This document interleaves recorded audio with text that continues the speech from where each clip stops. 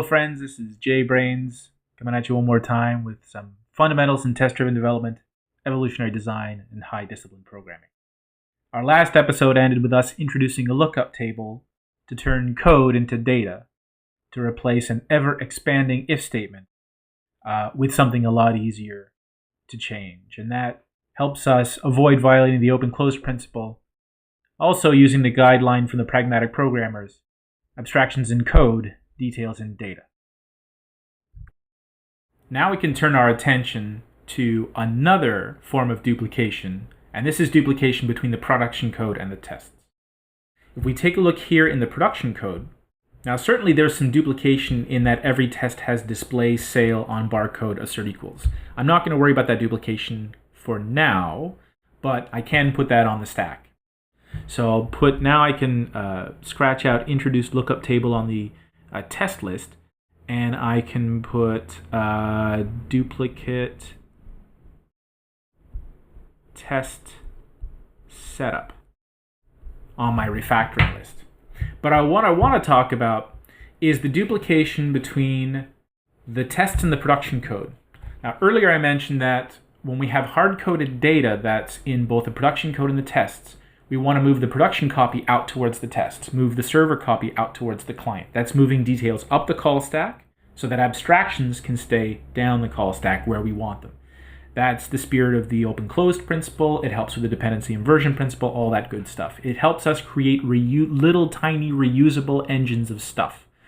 In fact, the less code knows about its environment and its clients, the easier it is to reuse in multiple different places. This is one of the key points of the way that I practice test-driven development and evolutionary design, is to move details up the call stack, move abstractions down the call stack, and create little reusable chunks of stuff. Now, if we look at the test here, we have 1, 2, 3, 4, 5 barcode and price $7.95. And we have barcode 2, 3, 4, 5, 6 with the price $12.50. Well, if we look inside our production code, we have exactly the same relationship between barcode 1, 2, 3, 4, 5 and price $7.95. And barcode 2, 3, 4, 5, 6 and price $12.50. So here we have a slightly less obvious duplication of data between the production code and the tests. So we want to be able to move the copy from the production code out towards the tests. That's sort of the mechanical reason to keep refactoring. Now let's take a look at a more intuitive reason. Let's look at these two tests again. There's something wrong with these tests. It bothers me, and now I see it much more clearly. And this is one of those guidelines that I use in how I design tests. The input and the expected result appear like magic. Why is 1, 2, 3, 4, 5 $7.95, while 2, 3, 4, 5, 6 is $12.50, while 99999 is not found? There's nothing in the tests to tell me why that should be the case. It's this magic relationship between the input and the expected output that makes it hard for me to understand what's going on. I can't look at these tests and, the first thing, actually I should say, if I look at these tests and I've never seen them before, one of the first questions that will pop into my head is why? Where is the relationship between 1, 2, 3, 4, 5 and 795 encoded? And is it only encoded in one place? When I see code that looks like this, what pops into my head is, oh my God, the client has to rely on hard-coded data somewhere globally accessible. Or, worse, we have the same assumptions in two places. And the issue with duplication isn't necessarily duplicate code. It's the idea, the concern is with duplicate concepts. We don't want the same idea copied and pasted throughout the system. And duplicate code is just one symptom of duplicate ideas. And in this case, the duplicate idea or assumption is 1, 2, 3, 4, 5 is the product that's $7.95. The product 2, 3, 4, 5, 6 is $12.50. And the product 99999 is not in our database, not in our lookup table. I say database in the very loosest sense of the term. So I'd like to make the relationship between the input and the expected result clear from looking just in the test. And so what I'd like to have is something like a line in here that says, given that our system says 1, 2, 3, 4, 5 is $7.95, then when I scan 1, 2, 3, 4, 5, the price I see is $7.95. That test would be super clear. Don't think that given, when, then is just a BDD or cucumber thing. It's just another way of describing the three parts of a test. Bill Waite calls them the three A's: arrange, act, assert, or you can think of them as given, when, then. The structure of the test is the same, and you can use this whether you're writing those tests for BDD, TDD, or any other kind of DD you want to do. And it just so happens that if I remove the duplication of the hard-coded data between the production code and the tests, I'll get this free of charge. I'll get this nice benefit of the relationship between the input and the expected result being obvious. And let's see how that looks. By the way, you can also think of this as removing duplication in time. Because right now, every single time I scan a barcode, the system creates this lookup table, uses it, then throws it away. And it's duplicating the instance. It's duplicating creating that lookup table every single time it's needed. So you could think of this as a temporal duplication. It'd be nice if I could just create that lookup table once and use it multiple times during at least the lifetime of the object, if not the lifetime of the method call. This is the kind of thing that caused the C language to introduce static variables inside functions, those many years ago. But we're going to do that differently with a field. So let's promote this to a field. And let's keep it in the sale class. And we'll call it prices by barcode. And so now that field is up here. We can run the tests and make sure it still passes. But that doesn't help us with the instantiating and setting up the values each time. In order to do that, we need to move this into the constructor. So let's take this code here and let's copy it into the constructor. We never cut and paste. Copy, paste, run the tests, delete, run the tests. So let's copy and paste, run the tests. Of course, I'm doing the same thing twice. So now let's remove the second version, the second copy of it. And everything still works. I'm just going to make this dot, not for any other reason than to just to look like the naming convention around it. So now what I have so far is I've removed the duplication, the temporal duplication of creating that object every single time. At least now I only create it once per instance of the sale class.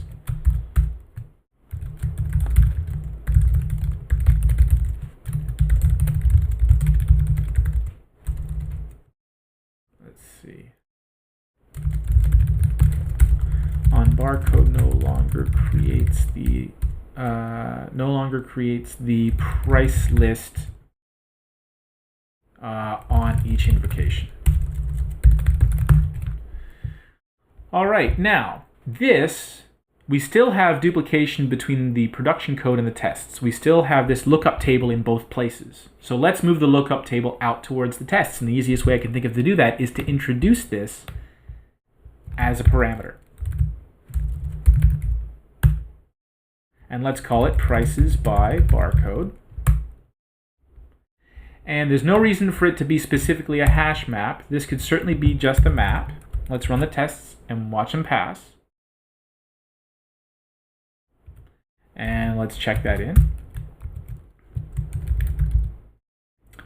Pushed the price list out to clients as a parameter. And now let's take a look at our tests. The product found test couldn't get much clearer.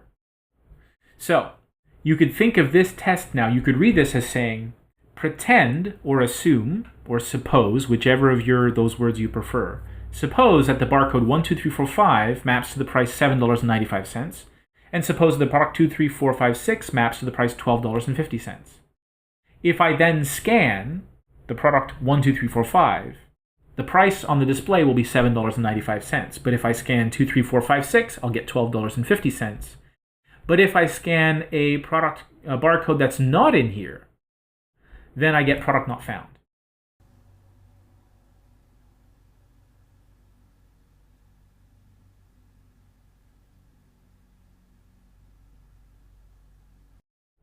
And the same thing here for empty barcode. If I scan an empty barcode, I actually don't even really care what's in here, but I'll see this error. And if we look in our production code now, it's a little bit simpler. We have the lookup table is no longer in here cluttering things up. We still have this sort of nested if statement which we can easily replace with a guard clause. I'll introduce that in a moment. But first I just want to make sure. All right, there's no changes. I couldn't remember whether we changed something. If you're not sure, just check. What I'd like to do now is to change this to a guard clause. I prefer guard clauses over nested if statements. If the barcode is empty, then don't do anything more. So first I'm going to introduce the guard clause. And now that that's working, I will get rid of this else statement. And now that that's working, this little extra lexical scope is of no consequence. And now that that's working, I'll reformat the code.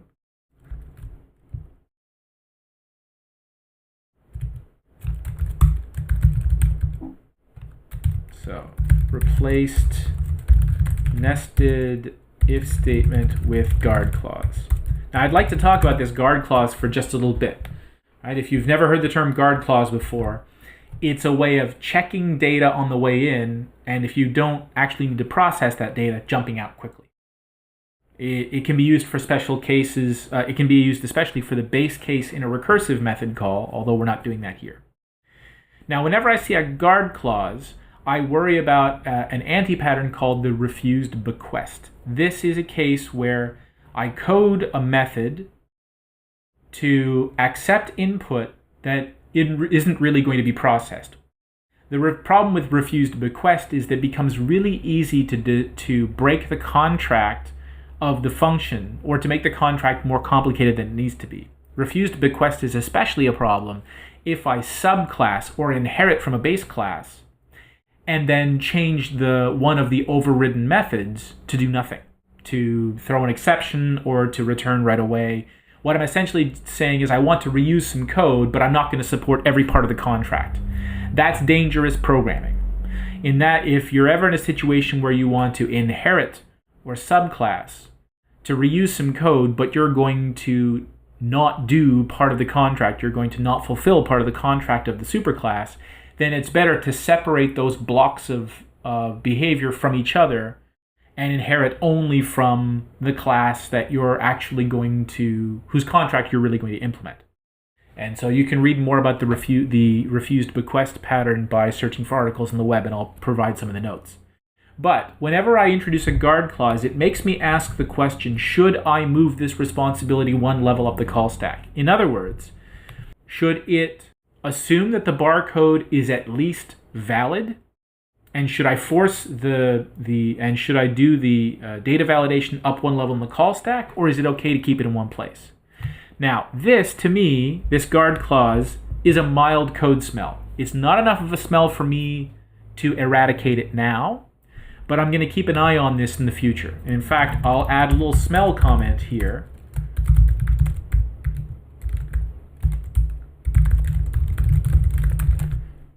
To remind me that I might want to deal with this later, because the rest of this function just happily assumes that the barcode is valid, and I either have it in my lookup table or I don't. And so you can also think of these as sort of two different kinds of behavior in the same place. One of them is validating data, and the other one is processing it. And maybe I don't want both of those in the same place. Maybe instead, either I want a higher level function that says validate data then process and leaves the details to other functions, or I simply might want to move the validation up one level in the call stack. Maybe there's another object that wants to be born, but I don't think it's ready to be born just yet.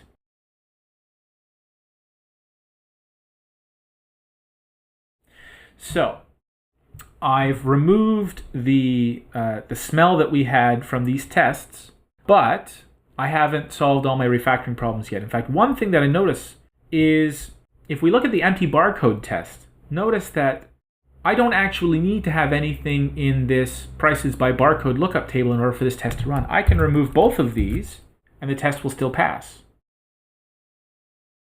And it's always a good idea to try removing unnecessary data from a test. And here's why. I'm actually going to replace this now with, if I remember correctly, this, strangely enough, is the right syntax. It makes me cry every time I see it, but it's the right syntax in Java for specifying the types. And actually, that's probably what I wanted to do in the first place, so I'm going to amend the commit.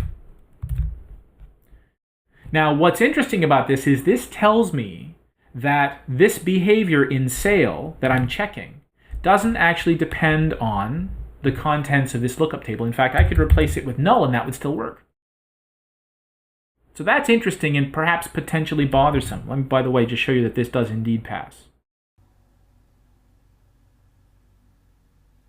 Whenever a collaborator in a constructor could be null for the current test, that's a signal that it's possible that this behavior is in the wrong class, that this behavior wants to be in a class that doesn't need prices by barcode, but instead simply wants to display.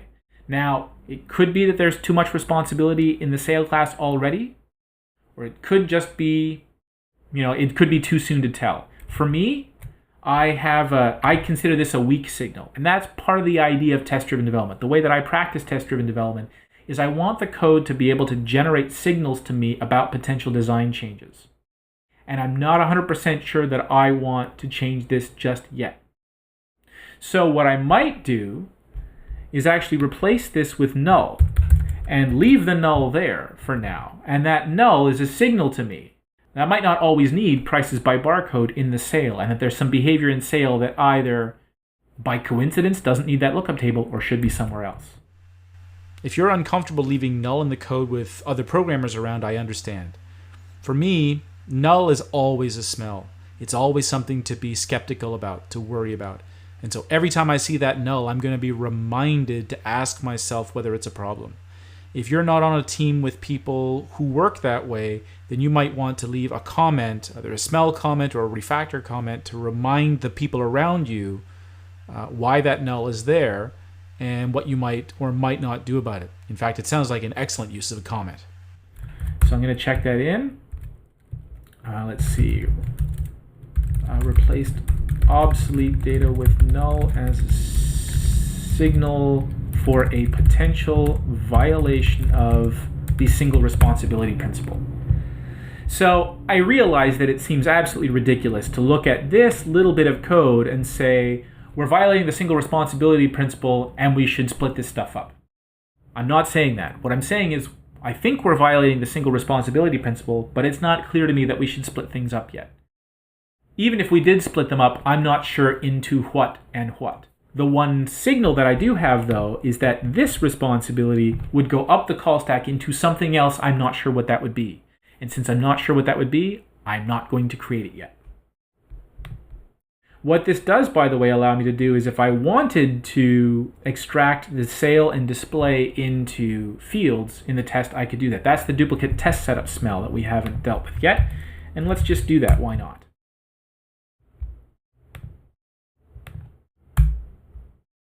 So there's sale. Oops.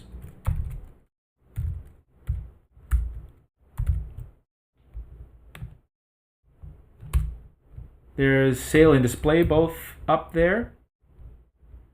And I'm not sure what to call this, so I'll just continue to call this function setup. Let's make sure the tests still pass. And if that works, then I should be able to do the same thing here.